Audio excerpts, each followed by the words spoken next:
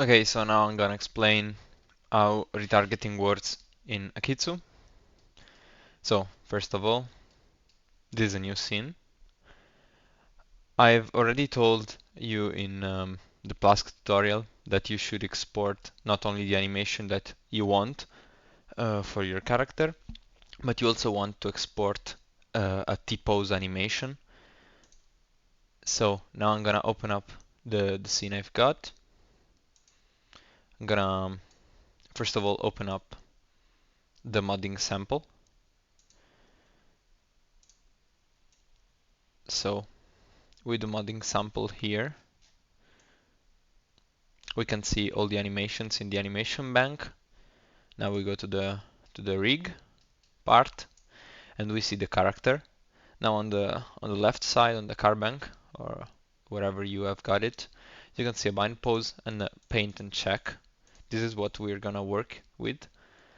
So first of all, now we import the FBX that we want to work with. So in particular, don't worry about the scaling.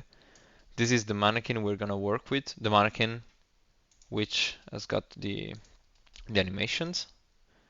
So this is a generic backend that we want to retarget to our character.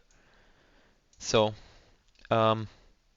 by exporting the mannequin with the T-pose and the animation we want, we can actually export a lot of animations. So we just do retargeting once and all the animations are retargeted. But anyway, let's do it with one. This is the bind pose. So the T-pose that we want. This is the ref pose, and this is the paint and check pose.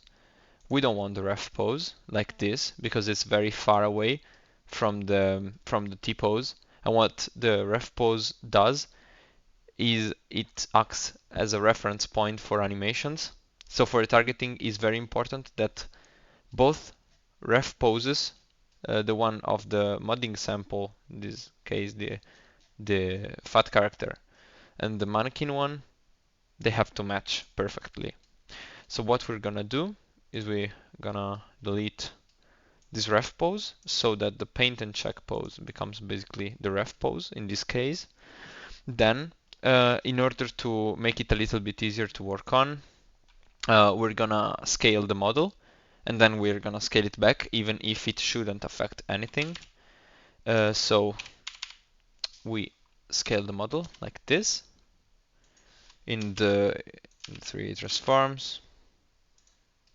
What it does is basically it makes them very close to each other, and it's easier to work on them.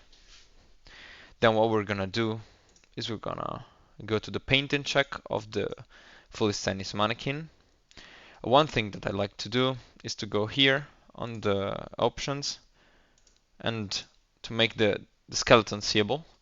In this case, you can see the whole skeleton, how it is made of, and you can see the changes that we need to do in order to make it look the same, to make them look the same. We also have to change a little bit our legs. That's the first thing that we're gonna do. We're gonna work just on one side because we've got the translate, the mirroring. So we can just work on one side. In particular, now we want the foot. We're gonna work on the foot, which is the foot should be like this.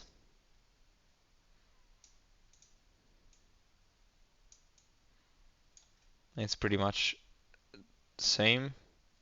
Maybe the angle is a little bit too wide still. No, actually, no, it should be like this. It should be cool like this.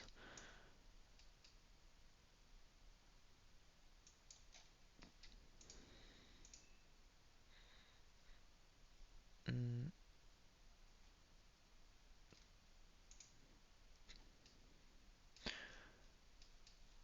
And we're gonna select all the left side and we're gonna mirror it. Then we're going to do the same for the hand. This is a little bit weirder to work on. what we're gonna do here is take our IK controller and just put it up approximately here. Then we're gonna rotate the hand like the mannequin has.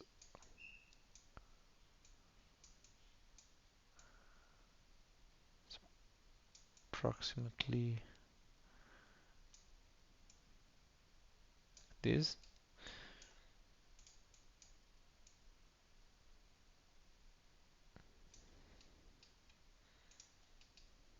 And we select the shoulder. Um,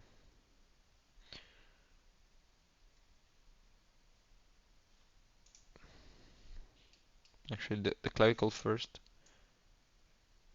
Should be a little bit more like this. Then the shoulder, like this. Then the forearm, wherever it is. Should be more or less like this. Almost comparable to some level. Okay, should be cool. We take the left part, we mirror it again.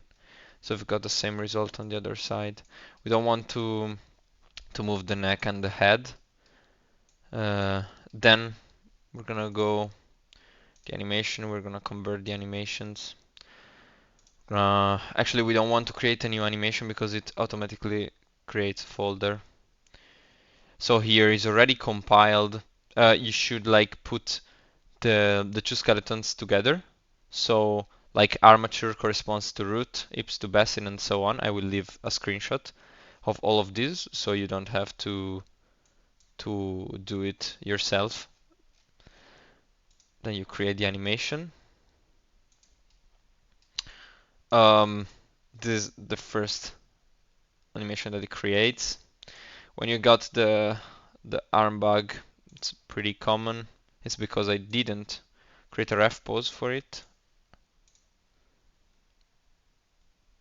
So if you create actually a ref pose, so that now you should have got the perfect animation. It's not perfect obviously because the first animation is not perfect, but what it does is a pretty good result. You will have to work on the feet and anything else. The length approximately, it's obviously based on the animation you start from. And so this is how you retarget an animation. So to say again the steps, first you go to you go to the rigging mode and you try to match the skeletons as well as you can with the paint and check. Then you create a ref pose so you don't have the weird arm bug because the ref pose the ref poses have to match. When you don't see a ref pose on the left, you see, for example, this blue thing here, and the blue thing tells you that this is the pose that it's being used for as the ref pose. So in this case, is the bind pose. If you modify the paint and check by anything, like scaling, translating, or anything else, you can click on create ref pose and it creates a ref pose. But in this case, we can use bind pose as a ref pose for the mannequin, and we're gonna create, as I showed you before, the ref pose for the fat character.